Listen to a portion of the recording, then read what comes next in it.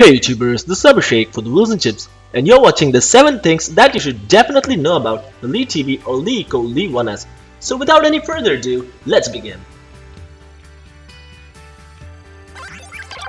To start off, we have a beautiful unibody design that's painted in rose gold.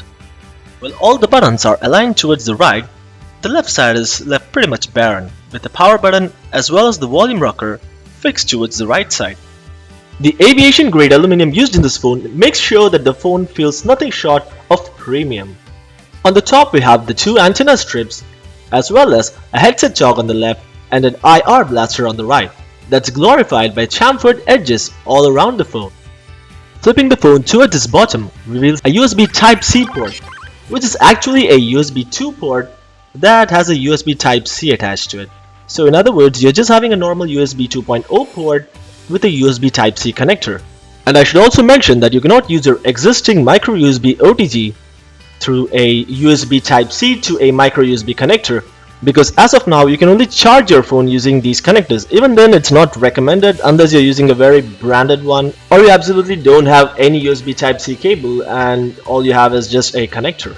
Towards the back we have the mirror finished fingerprint sensor as well as the 13 megapixel camera with a single LED flash, and it's resting on my Nokia 1020.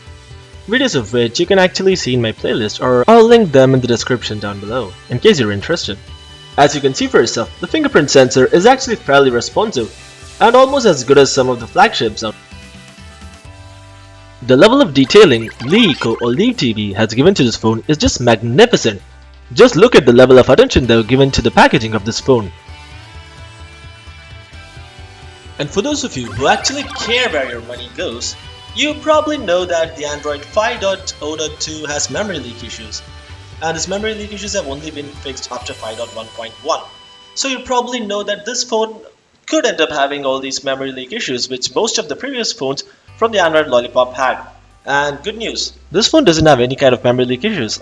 From my past 1 day of testing, I found this phone does not have any kind of memory leak issues, and the apps that I opened the previous day were still pretty much functional even after the next day. So yeah, phones that generally have memory leak issues don't retain apps for that long.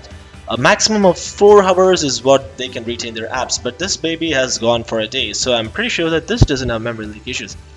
As you can see over here, every app is almost pretty fluid. So let me just open a ton of apps over here, as I'm already doing that and you can see that. So I'm just listing it out for you guys that I'm doing it. Yeah, let me open this Google settings. Okay, see, we have close to 878 MB left, so that's pretty great, and that's how the system scales. I mean, the Android OS is so good that it scales to the amount of available RAM, and I seriously like that. And as you can see, everything opens up as we left it. So that's great. That's just testament to the fact that this does not have memory leak issues, and you can pretty much go ahead and buy this phone. So let's try opening the YouTube app. That's working fine, and Chrome now, because that is seriously a memory hog. Let's try opening this Hey Mate, and okay, let's just come out and scroll over and open the messages. Let's go back into YouTube. Okay, yes, I did see a little bit of streaming over there, but I'll just ignore that. That happens. And wow, Google Chrome is working. That is the memory hog of the century, and that's working. So that pretty much sums up the conclusion that this device has absolutely no memory leak issues, at least as of now. Moving on to the camera part, the Le1S can record videos in 4K resolution at 30 frames per second.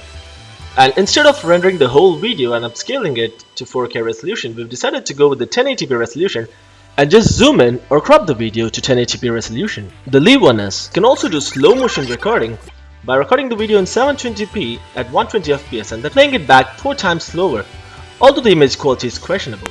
So that pretty much sums up the 7 things that you should definitely know about the LeTV or LeEco Le1S.